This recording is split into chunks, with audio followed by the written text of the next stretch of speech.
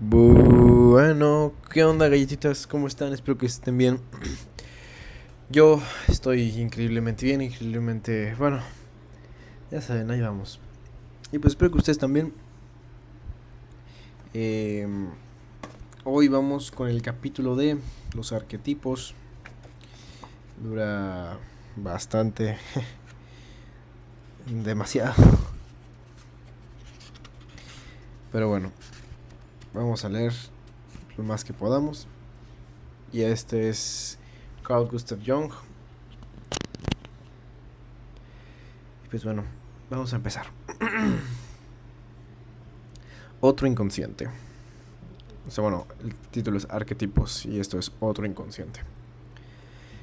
Entre los fundamentos del pensamiento de Jung están las ideas de inconsciente colectivo y arquetipo, dos conceptos que mejor que cualquier otro reflejan el enfoque amplio y multidisciplinar del psicoanalista suizo. Unidos por una fuerte relación de interdependencia, fueron explorados en paralelo por Jung desde la década de 1910, para posteriormente ser ampliados y sistematizados durante las siguientes décadas. El origen de ambos está íntimamente ligado a su experiencia en el campo de la terapia, a sus sólidos y profundos estudios humanísticos, particularmente enfocados sobre el significado del mito y también al análisis introspectivo que Jung realiza sobre sí mismo. En una fase más avanzada de su actividad, en la década de 1940, afirmará que los arquetipos no solo son portadores de las huellas del pasado, sino que son fuerzas creativas que intervienen en la vida de todos, fuentes de ideas y creaciones artísticas. Los suyos son efectos luminosos, por usar un término que le es querido. Hacen referencia al numen, la esfera de lo sagrado. La relación con el inconsciente colectivo es directa, junto con el instinto. La imagen arquetípica es su fundamento.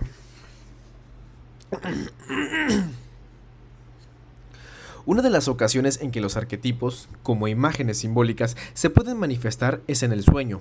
En este sentido, es conveniente referirse a la relación de Jung con Freud. Desde el año 1900, cuando lo leyó por primera vez, Jung ha tenido en gran consideración la interpretación de los sueños. Cuando en 1907, después del intercambio de cartas iniciado el año anterior, los dos se encuentran por primera vez en Viena.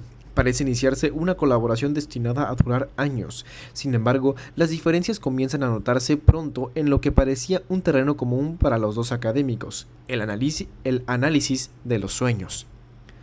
Los dos Los dos empezaron a explicarse y analizarse mutuamente sus sueños desde el principio de su colaboración, pero con el paso del tiempo las interpretaciones que Freud da a Jung no convencen plenamente a este último. En particular, no le satisface la contribución de Freud en una serie de sueños muy específicos cuyo significado no puede captar, ricos en símbolos, difíciles de entender y de elementos que no están directamente relacionados con su historia personal. Son esos sueños que luego definirá como colectivos, un ejemplo de los cuales explica en su autobiografía Recuerdos, Sueños, Pensamientos. Jung explica que se encontraba en una casa desconocida, pero que se siente suya, que empieza a explorar. Muebles de estilo rococó y una serie de valiosas pinturas atraen su atención. En ese momento decide bajar al piso de abajo. El salto temporal que caracteriza el sueño empieza a hacerse sentir y el soñador se encuentra en un entorno medieval, con suelos de baldosas rojas y una pesada puerta que revela la existencia de un nivel más bajo. Según la reconstrucción de Jung, esta vez la ambientación salta a la época romana y una losa de piedra permite, una vez levantada, el acceso a una cueva subterránea llena de objetos que remiten a la sociedad primitiva, fragmentos de huesos y dos cráneos. Con esto termina el sueño. La interpretación freudiana se centra en la presencia de los dos cráneos, que estarían por indicar deseos inconscientes de muerte. Jung aparentemente acepta la interpretación con el fin de no contradecir la autoridad del colega, pero en su corazón la rechaza ya en este momento. En su autoanálisis, la lectura se centra en la naturaleza simbólica de las representaciones psíquicas, y este sueño se interpreta como una especie de revelación. El salón representa el área consciente del individuo, los pisos inferiores, el progresivo descenso hacia otra área del inconsciente, una zona misteriosa, inexplorada, antigua. Carl Gustav Jung reconoce en ella una manifestación del inconsciente colectivo, un nuevo concepto que contribuirá a su distanciamiento distanciamiento respecto a Freud y que le llevará a la escritura de Transformaciones y símbolos de la libido y una serie de obras publicadas entre 1934 y 1955 en las que tratará de establecer definitivamente las características de esta zona del inconsciente. A partir del sueño mencionado, reaparece el interés de Jung por la arqueología, renueva sus estudios sobre ella y al mismo tiempo se sumerge en un intenso análisis de los mitos que pronto será integrado en el estudio en clave psicoanalítica de los pueblos primitivos. A partir de este enfoque fuertemente humanista, combinado con la experiencia cada vez más consolidada en el campo terapéutico, emerge la innovadora visión de Carl Gustav Jung sobre el inconsciente. El inconsciente, en la acepción freudiana del término, lo que Jung llamó el inconsciente personal o individual, se coloca en un primer nivel. Está compuesto de contenidos que anteriormente formaban parte de la parte consciente de la psique y que fueron después olvidados o reprimidos, es decir, son un material que ha sido adquirido de forma individual por la experiencia. En un nivel más profundo se encuentra el inconsciente colectivo, que Jung define como el contenedor psíquico de los acontecimientos individuales en la historia de la civilización. Los contenidos del inconsciente colectivo no provienen de lo consciente y por lo tanto no están vinculados a la experiencia personal, sino que derivan de las experiencias de nuestros antepasados. Por ello, tienen raíces arcaicas, de naturaleza primitiva y se transmiten a todos los hombres de forma hereditaria. Además de tener la característica de la herencia, el inconsciente colectivo es innato, impersonal y universal. Los contenidos que se transmiten son los mismos para todos los individuos y representan un universal en los seres humanos, más allá de las diferencias étnicas y geográficas. Es un tipo de visión opuesta a la freudiana. El ser humano individual se basa en una masa de símbolos, recuerdos, contenidos y misterios que provienen de la especie y que nos unen a unos con otros por la pertenencia común a la humanidad. Los arquetipos. En la concepción de Jung, el arquetipo es la unidad de referencia, el contenido psíquico que constituye el inconsciente colectivo.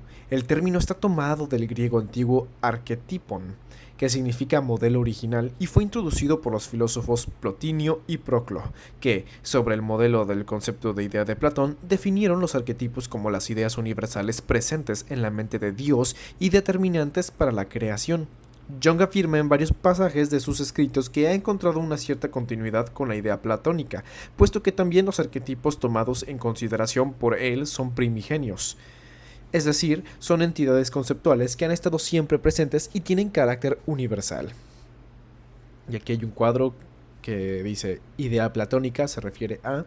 Según el filósofo griego, hay un lugar metafísico, el hiperuranio, en el que están colocados en su perfección, inmutabilidad y pureza todas las entidades eternas, llamadas ideas. Son los modelos, las formas de lo que experimentamos en el mundo de los sentidos. Están puestas sobre una escala de valores que va de las ideas de las cosas a la idea suprema del bien. Y bueno, seguimos. Los arquetipos de Jung, por lo tanto, se encuentran en las profundidades del inconsciente y se caracterizan por su estructura innata, universal y hereditaria. Gracias a estas formas preexisten de naturaleza psíquica, vacías por ellas mismas, a los seres humanos se les da la posibilidad de representar y expresar un contenido interior en diversas formas y versiones, manteniendo ciertas características comunes, por ejemplo, a través de un motivo mitológico recurrente. Por tanto, el concepto parte de un significado filosófico abstracto para llegar a representar un elemento psíquico que caracteriza el espacio mental de cada individuo. La idea presenta una complejidad tal que, en su época, era muy difícil de entender para muchos. Jung debió defenderse en varias ocasiones de acusaciones de abstracción y misticismo que le hacían sus oponentes, y en sus obras retornó varias veces sobre este tema, capital para él, tanto por el deseo de profundizarlo como para refutar las críticas. Uno de los estudios que mejor representan la necesidad de cerrar la polémica es el ensayo titulado El concepto de inconsciente colectivo. En este texto, Jung intenta definir el carácter empírico de su concepto de arquetipo y refutar las acusaciones de misticismo para siempre. La psicología de Freud y Adler se denomina psicología de la persona y reivindica la condición de ciencia explicativa. Ambas orientaciones sostienen que los factores desencadenantes de una enfermedad nerviosa son exclusivamente personales, pero reconocen la existencia de instintos comunes a todos los hombres y tienen en cuenta la influencia que pueden tener sobre la salud mental de un individuo. Sin embargo, los instintos son para Jung factores impersonales, ya que existen a priori. no se pueden representar hasta que llegan a la conciencia. Son hereditarios y pertenecen a todos los hombres. En resumen, tienen muchas características en común con los arquetipos, hasta el punto que es razonable pensar que esos mismos arquetipos son también imágenes inconscientes de estos instintos. Entonces, si la teoría de los instintos tiene un valor científico, las ideas del inconsciente colectivo y los arquetipos deben ser aceptadas de la misma manera. El objetivo en este punto es claro: mostrar que la dinámica psíquica del individuo no se refiere solo al conjunto de la experiencia individual, sino también a situaciones que pertenecen a la comunidad, a un espacio imaginario lleno de contenidos que pertenece a toda la humanidad, a la historia del hombre, y que por esta razón no está relacionada con el aquí y el ahora. En este sentido, Jung utiliza una serie de ejemplos. El más interesante está relacionado con la interpretación freudiana de la pintura de Leonardo da Vinci, Santa Ana con la Virgen y el Niño. En el ensayo de Un recuerdo infantil de Leonardo da Vinci, 1910, Freud sostiene que la presencia de Santa Ana y la Virgen, respectivamente la abuela y la madre de Cristo, en la pintura remite a la biografía del gran artista italiano que tuvo a su lado dos presencias maternas. De hecho, al principio creció con la madre biológica para ser rápidamente cogido en la acaudalada familia del padre, y puede decirse que Alviera, la esposa de Giovanni Amadori, lo adoptó. La interpretación freudiana, sin embargo, no satisface a Jung, que identifica en el cuadro de Leonardo la representación del arquetipo de la doble madre, recurrente, con una serie de variantes en diversos ámbitos, en los mitológicos e histórico-religiosos, e incluso en las sociedades primitivas. Una amplia gama de ejemplos dan testimonio de la presencia de este tema arquetípico en diferentes momentos de la historia de la civilización humana. En este sentido, Jung cita la variante de la mitología griega vinculada a la doble ascendencia humana y divina de Heracles, hijo de padres terrenales y al mismo tiempo adoptado por Hera. Ay. Ay. Ay. Salud. Gracias. Ok. Continuamos. La naturaleza del faraón de Egipto se consideraba doble, humana y divina, y de hecho en algunos templos egipcios también está representada la segunda concepción de naturaleza divina. El bautismo de Cristo en el río Jordán se considera un renacimiento, y el nacimiento doble puede leerse como una conexión con el arquetipo de la doble madre. También está en la base de algunas representaciones colectivas de las sociedades primitivas, estudiadas por el antropólogo francés Lucien Lévy Bruhl, de 1857 a 1939, cuyas obras han influido en gran medida en el concepto del arquetipo de Jung. La misma imagen también es claramente evidente en la época contemporánea de Jung. Algunos niños, por ejemplo, creen que han sido adoptados y ven durante un cierto tiempo a sus padres biológicos como adoptivos. Se trata de una fantasía infantil de naturaleza bastante recurrente que a lo largo de los siglos ha afectado, entre otros, a Benvenuto Cellini, o Cellini, no sé, que admite en su autobiografía haber sido víctima de ella. La representación de Leonardo refleja, por tanto, solo casualmente una coincidencia biográfica, si bien inexacta, en la medida que Santa Ana no es la madre de Cristo, sino la abuela. A través de esta obra, Leonardo ha representado probablemente el arquetipo de la doble madre, que ha pasado por diferentes momentos y lugares y que pertenece con una sola unidad a la capa inferior y profunda del inconsciente que Jung llamó el colectivo. Los ejemplos utilizados por Jung, sin embargo, no son arquetipos. En cuanto el arquetipo está vacío, pertenece al inconsciente y designa exclusivamente la posible realización de un motivo en diferentes variantes. Los ejemplos de Heracles o del faraón son solo representaciones del arquetipo, que llega a la parte consciente de la psique a través de estas imágenes que, aun sufriendo modificaciones, conservan una estructura común casi sin cambios. Las representaciones simbólicas de los arquetipos inconscientes colectivos son señaladas por Jung como representaciones arquetípicas y se distinguen del arquetipo por su esencia concreta, tangible. Y aquí hay un cuadro que se refiere a cuentos. Los cuentos, narraciones fantásticas en su mayoría de origen popular, constituyen para Jung la expresión más pura de los procesos psíquicos del inconsciente colectivo y representan los arquetipos en forma simple y concisa. Y bueno, retomamos otra vez esto. Lo que para Freud era prioritario Lo que para Freud era prioritario a la hora de interpretar la psique, que es lo que nos distingue como individuos con nuestra amplia experiencia, para Jung desempeña un papel secundario, infinitamente más grande es lo que une a los hombres, pues la fuerza del inconsciente colectivo se alimenta de miles de años de historia y continúa hablando a cada uno de nosotros en el presente, sobre todo a través de los sueños, los mitos y los cuentos.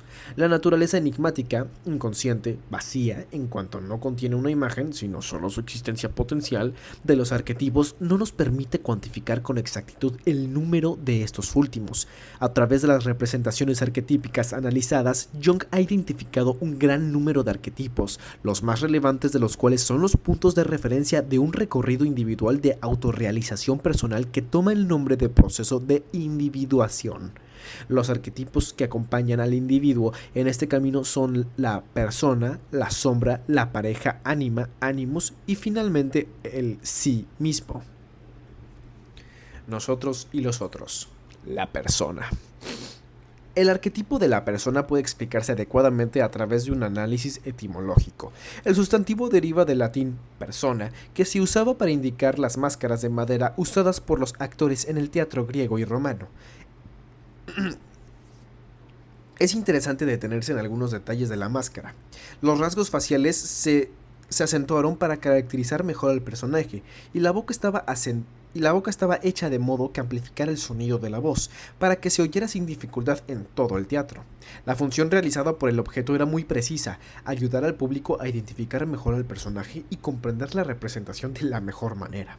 El concepto de Jung calca de una manera clara el significado latino. La persona lleva a cabo todas las funciones que facilitan la adaptación humana en la sociedad y desarrollan una actividad de mediación entre el individuo y la comunidad.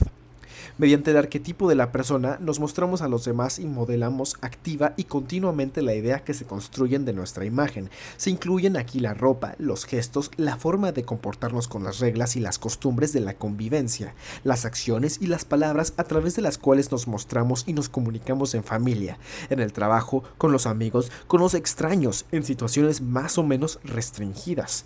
La persona está siempre con nosotros, como una especie de tarjeta de presentación. El contenido de la persona es universal e impersonal, solo representa la máscara de elementos psíquicos colectivos que simulan la individualidad, la ocultan, pero no coinciden con ella. Es simplemente una voz teatral del inconsciente colectivo. La misión que desarrolla es hacer que otros crean que esa máscara coincide con la personalidad del portador, pero en realidad es solo un compromiso entre el actor y su público. La complejidad que caracteriza nuestro espacio psíquico va mucho más allá de la máscara. A menudo nuestras características psicológicas, nuestra escala de valores y nuestras creencias están muy lejos de lo que parece por fuera. Sin embargo, nos vemos obligados a fingir para adaptarnos. A partir de estas consideraciones podemos deducir cuán grande es el impacto de la persona en nuestro equilibrio mental, un impacto que, si se gestiona óptimamente, implica una serie de efectos positivos en las relaciones con el mundo exterior. A través de esta máscara aprendemos a aceptar y a ser aceptados. El riesgo, sin embargo, es dejarse llevar excesivamente por esta imagen externa e impersonal. Esto sucede cuando la persona, la máscara, se hace cargo y tiende a coincidir con el yo, la parte consciente, poniendo en riesgo la identidad personal. La superposición de persona y yo puede convertir en unilateral a la personalidad, que se queda solo con los valores ampliamente compartidos y al mismo tiempo pierde el contenido típicamente individual. En este caso, el inconsciente crea una compensación a través de una máscara opuesta que puede conducir a la neurosis o hacia comportamientos que rayan en lo ridículo. En Las relaciones entre el yo y el inconsciente, Jung cita en este sentido los casos de importantes figuras históricas que han construido una máscara demasiado perfecta para ser verdadera, a lo que se oponía como compensación un personaje privado, neurótico o lleno de extrañas manías. Como escribe Jung, por ejemplo, Bismarck tenía excesos de llantos histéricos. Wagner mantuvo correspondencia acerca de las cintas de seda de su bata. Por lo tanto, hay que evitar identificarse excesivamente con el papel que interpretamos, cuando tenemos puesta la máscara detrás de la cual nos escondemos para defender nuestra personalidad. Sin embargo, no debemos descuidar la utilidad de estas funciones relacionadas con la misma máscara. Quien disminuye la necesidad del arquetipo de la persona subestima la relación con los que le rodean y podría ofrecer a los demás una imagen de sí mismo torpe, inadaptable, huraña y en consecuencia le sería muy difícil encontrar una buena posición dentro de la sociedad. La sombra. Eh, Cada ser humano lleva dentro de sí el arquetipo de la sombra, el lado oscuro y rechazado de su personalidad. Mientras muestra al mundo la persona, la máscara que se ha creado bajo la presión de los estímulos internos y externos, el hombre sufre la influencia de todo lo que ha rechazado, de lo que juzga inapropiado o deplorable y que ha eliminado con una represión inconsciente. Quien se muestra fuerte, decidido, firme, esconde una parte frágil y dubitativa. Aquellos que hacen alarde de su generosidad tienen dentro de sí un implacable avaro. Los que escapan al dominio de los sentidos encierran una zona en plena ebullición. Los ejemplos son infinitos, tantos como las personas que han vivido. La sombra, que pertenece a una zona oscura del inconsciente, está estrechamente relacionada con la persona a través de una relación inversamente proporcional. Cuanto más se haga para comportarse según las normas y los códigos relacionados con la persona, tanto más, por compensación, la sombra se manifestará de forma aguda, violenta e incontrolable. El antagonismo entre nuestra parte consciente y la sombra puede desatar conflictos psíquicos de consecuencias graves, incluidos trastornos psicosomáticos, obsesiones y fantasías delirantes. A menudo conduce a una proyección sobre otras personas. Esto ocurre cuando, sin darse cuenta, se reconoce en alguien la parte rechazada y nacen entonces sentimientos de antipatía, aversión o incluso odio. En calidad de arquetipo del inconsciente colectivo, la sombra contiene no solo nuestra negatividad, como el lado oscuro del hombre primordial y de todos los hombres. Jung, sin embargo, admitió que una serie de aspectos ligados con nuestro lado oscuro está en estrecha relación con nuestra individualidad, y aquí la distinción entre sombra personal y sombra colectiva. La sombra personal está ligada a nuestra experiencia directa, a la dimensión de lo vivido, de la individualidad y por lo tanto al inconsciente personal. La sombra colectiva emerge de nuestro inconsciente a través de significados compartidos, mensajes simbólicos vinculados tradicionalmente a este arquetipo. El sueño del lobo, por ejemplo, se refiere probablemente a nuestra relación conflictiva con la sombra, que a través de la función compensatoria del sueño se revela utilizando este símbolo colectivo. La sombra colectiva, en ciertos periodos históricos, se identifica con el arquetipo del adversario, y de ella surgen, entre otras cosas, todos los prejuicios sociales, todas las formas de marginación y de racismo. La cultura de todos los tiempos, la literatura y la mitología presentan muchos pares de caracteres, uno bueno y el otro malo, uno bajo y el otro alto, que encarnan el vínculo indisoluble del hombre y de la sociedad con la propia sombra. Basta pensar en el Dr. Jekyll y en Mr. Hyde, o Heath, que a menudo se consideran ejemplos de personalidad múltiple, pero que en la intención del autor representan el conflicto y la dualidad presente en todo hombre. La novela de Robert Louis Stevenson es citada como un ejemplo clásico por varios estudiosos de Jung, entre ellos Claudio Rice y Claudio Bombecchio en el libro La ombra del potere.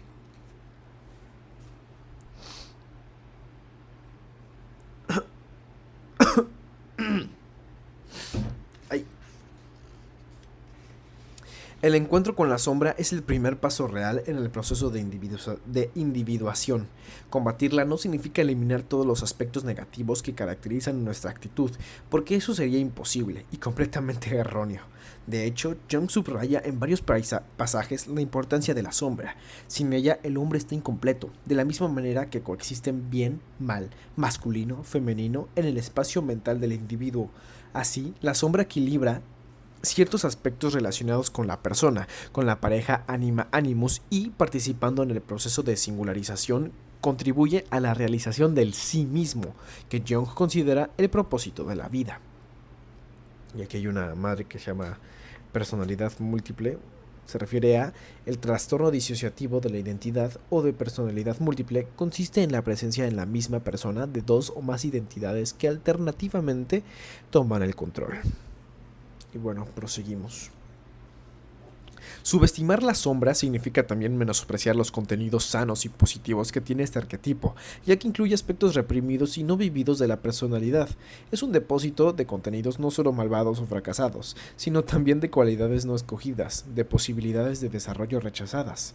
En el ensayo Aion, Contribuciones al simbolismo del sí mismo, Jung menciona explícitamente una serie de cualidades de la sombra, los instintos y las reacciones apropiadas y la capacidad de salir de los esquemas que llevan al hombre a ser más creativo son todos aspectos relacionados con este arquetipo. La dimensión amorosa, Anima y Animus. La pareja Anima-Animus tal vez representa el arquetipo más fascinante del pensamiento de Jung por el tema al que se conecta, la relación amorosa. El ánima es la imagen de lo femenino inconscientemente interiorizada por el hombre. En cambio, el animus es la imagen de lo masculino en el inconsciente de la mujer. Jung llama a esta parte contrasexual y reside en la zona más profunda e inaccesible del inconsciente. Tratándose de un arquetipo y por tanto de elementos que pertenecen al inconsciente colectivo, la pareja anima-animus tiende sustancialmente a contener unidades psíquicas vinculadas a la colectividad de las mujeres y de los hombres que han vivido a lo largo de la historia. Se caracteriza, sin embargo, por tener también contenidos estrictamente individuales, sobre todo vinculados con la relación que en nuestra primera infancia hemos establecido con la figura parental del sexo opuesto. Esto no afecta solo al inconsciente personal directamente, sino también de manera simbólica. Por ejemplo, la madre, para el hombre, a veces puede suplantar otro arquetipo importante, precisamente el de la madre. El arquetipo Anima-Animus, uno de los más comunes, se presenta en los sueños y en la mitología a través de diversas figuras simbólicas: la madre, la abuela, la madrastra o cualquier mujer con la que estableció una relación importante, figuras religiosas o divinidades femeninas, por ejemplo, la Virgen o la diosa Demeter, el cielo, el agua estancada o lugares que se refieren al nacimiento y la procreación, como el jardín, el árbol, el estanque, la cueva. Estas representaciones arquetípicas pueden hacer emerger significados positivos como la protección, la fertilidad, la nutrición, el renacimiento o el instinto de auxilio típicamente maternal, pero también mensajes nocivos relacionados con la muerte, la angustia y la seducción. El contenido total o parcial del ánima y del animus se interioriza a través de una serie de imágenes que corresponden a la realidad o han sido distorsionadas. La dimensión amorosa conduce estas imágenes al exterior a través de una proyección que se dirige sobre un objeto exterior, la amada, el amado y contenidos inconscientes positivos y negativos relacionados con la parte contrasexual. Además de surgir externamente a través de una proyección, Anima y Animus pueden manifestarse también interiormente por medio de sueños, visiones o fantasías ricas en imágenes simbólicas positivas o negativas relacionadas con lo femenino o lo masculino. En el caso del hombre, el ánima puede aparecer en un sueño personificada por una bruja, una hermosa muchacha, una prostituta o una deidad. Un ejemplo literario del arquetipo del ánima está presente en She, A History of Adventure. Ella, una historia de aventuras. Novela de 1887 de Henry Rider Haggard. La mujer que da título al libro es una reina que ha pasado, manteniéndose joven y hermosa, 2000 años de historia y encarna una serie de características tradicionalmente vinculadas a lo femenino. En Psicología y Religión, de 1938 a 1940, Jung se centra en la esencia biológica de la pareja Anima-Animus, que se lee como una manifestación psíquica inconsciente de los genes de lo contrasexual. En cada uno de nosotros, de hecho, hay una pequeña cantidad de genes del sexo opuesto.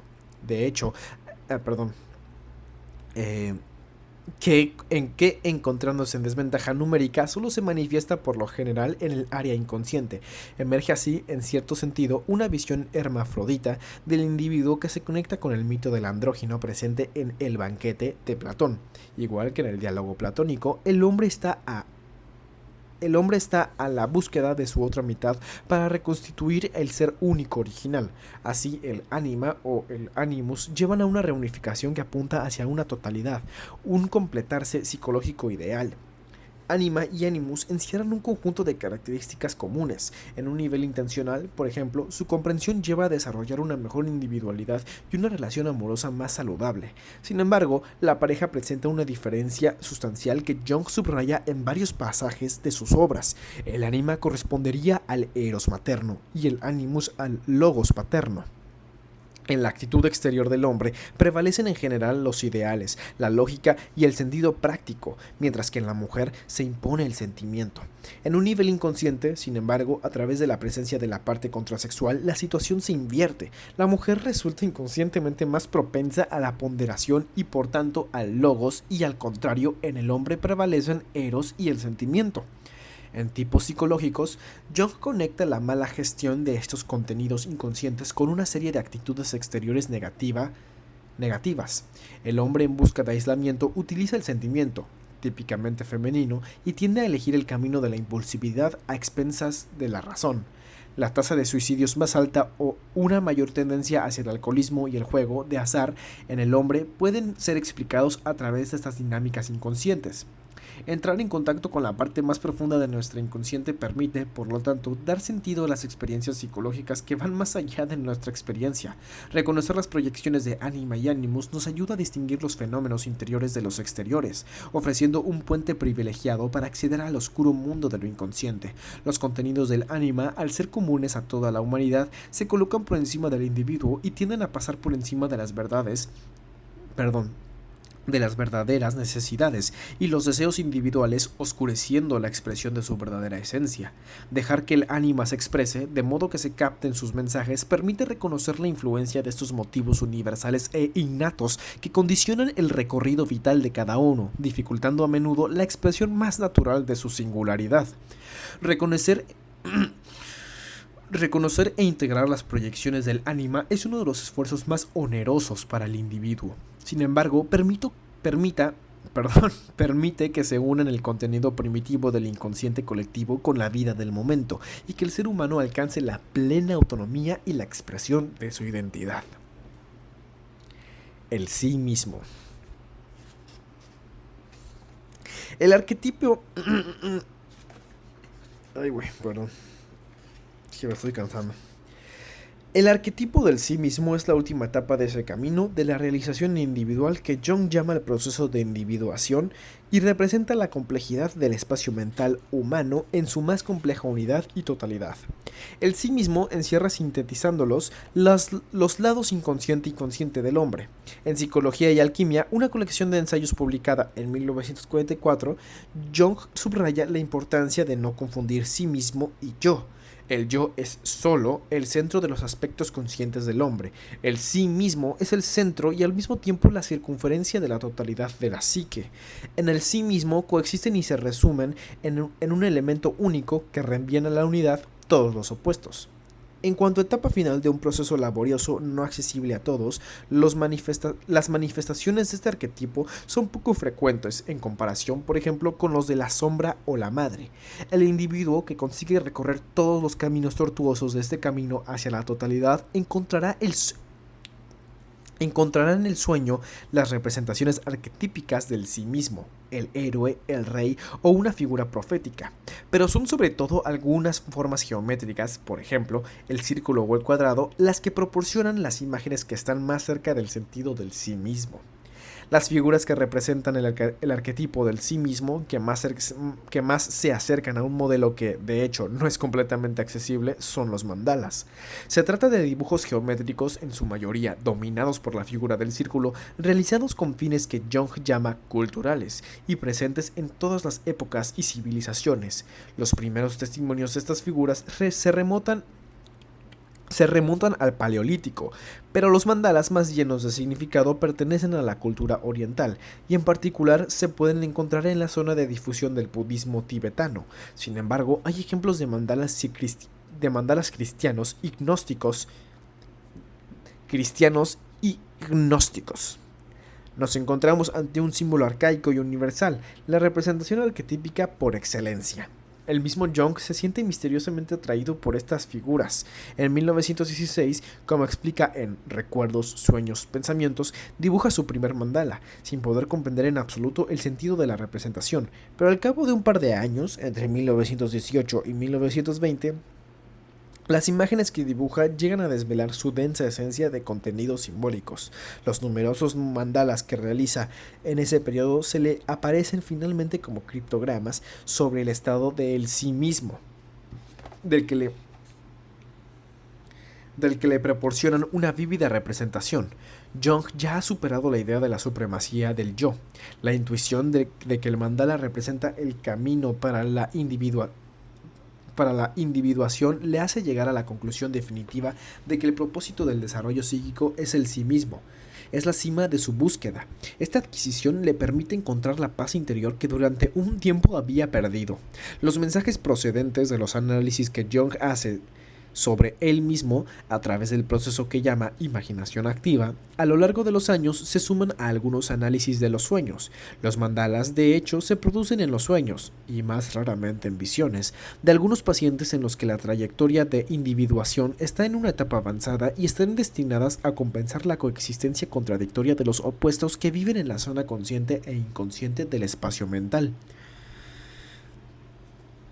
El contenido de algunos de estos sueños se detalla cuidadosamente en Psicología y Alquimia, de 1944. Dentro de este texto, Jung examina una serie de sueños de un joven paciente dotado de una sólida cultura. El material recogido por el psicoanalista suizo incluye unos 400 sueños, aunque no todos se analizan con detalle en el trabajo publicado, con el fin de salvaguardar la privacidad del muchacho. Estas representaciones oníricas se refieren a un periodo de unos 10 meses y es interesante tener en cuenta el tipo de enfoque utilizado por Jung.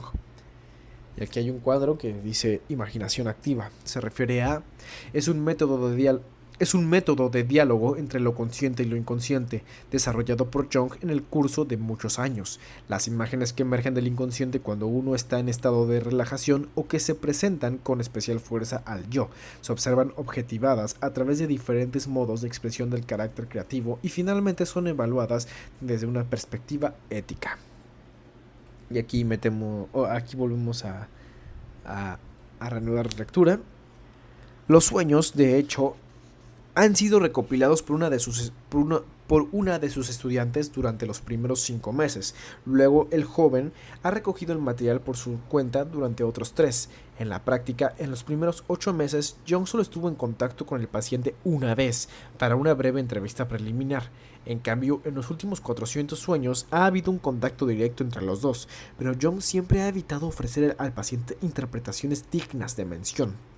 La influencia del erudito sobre las representaciones oníricas del joven es, pues, inexistente, lo que contribuye a lograr una medida empírica, objetiva, de la presencia de estas representaciones colectivas. La inmensidad del material examinado, además, amplifica y reúne en el caso de un único paciente una serie de elementos que Jung ya había conocido en los sueños de otros.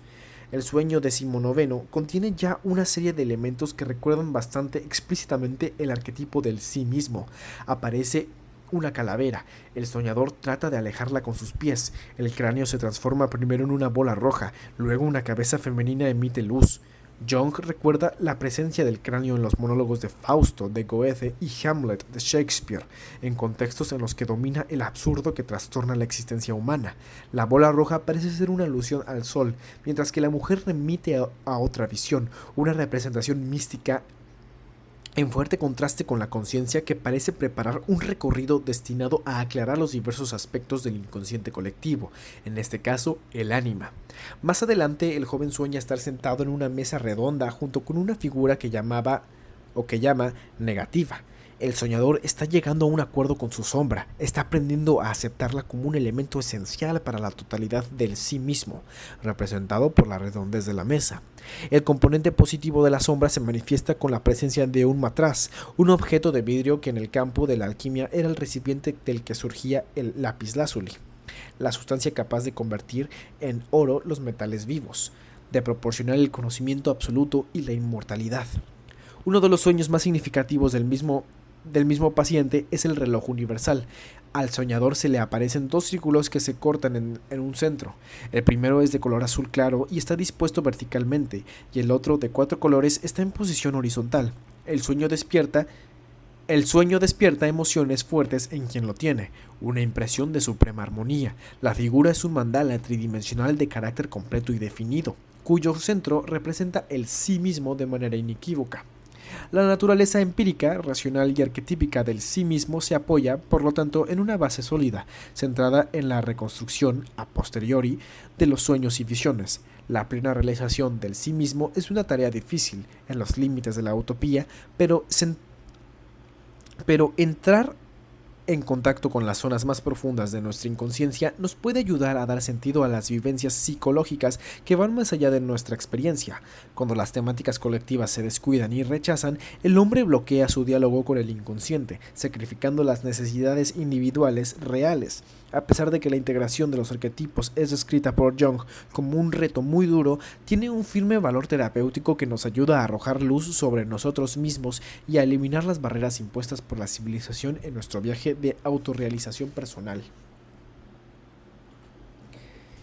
Y bueno, aquí hay un cuadro que empieza con este texto.